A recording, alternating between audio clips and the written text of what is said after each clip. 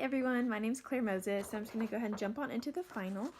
So this is my alien trap, the first assignment we did, and this little guy, he's from Mars, but his family is sick of living on Mars and they're going to Venus, but his dad doesn't want him to go. So he built this UFO that locks you in there for 72 hours, and his dad told him to go get in the UFO. And so when he got in there, he got stuck, and the rest of his family went to go live on Venus, and he was stuck in there. The next assignment we had was the abstract art. This is mine. It's a butterfly, and the standard I picked was students will communicate scientific ideas and activities clearly. And the little part of it that I picked was make sketches to aid in explaining scientific procedures or ideas. So they would learn about butterflies and how they go from being a caterpillar into a butterfly or a moth or something like that, and then they would draw the procedure, and this would be the last step, would be drawing the butterfly. The next assignment that we had was the watercolor. And this is my watercolor assignment. So basically it's just a tree, and this yellow thing over here is the mountain, and then there's a lake right here, and here's the sun. And the standard was related to social studies, so I picked the student will locate major topographical features of Georgia and will describe how these features define Georgia's surfaces.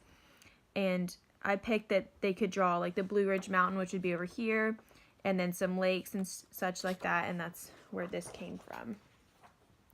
The next assignment we had was the oil pastels, where we had to create our own animal.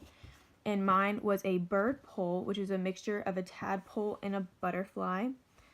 And the standard that I used, this one was a language arts standard, so I picked that they would have to write a story about it, and then obviously they would use their creativity, so they would write a story about whatever animal they picked and then draw it out for me using oil pastels. The next one was the printing, and this one just happened to be my least favorite because I had a really hard time. So this was my first attempt at the printing one. Obviously didn't go very well. And this was my second attempt. Still not very good. I tried a few more times, but didn't even think it was worth sharing those. The next one we had was the mixed media. And I would have used my real one, but my nephew threw up on it. So anyways, this is a picture of it that I printed out. And I used yarn to make Abraham Lincoln a tie, and he's obviously on a brown paper bag. And the topic I was going to use, this one was related to history, and I would teach them about Lincoln Memorial, and they could identify Abraham Lincoln, and President's Day was the specific standard identifying the following symbols.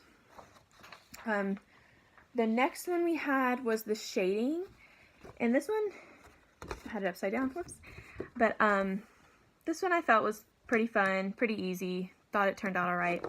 And the lesson plan was drawing, math, and realism, and it was to compose two-dimensional or three-dimensional shapes, and obviously this is a three-dimensional shape, and you would show that by shading, so I thought that was a good way to connect that to a lesson.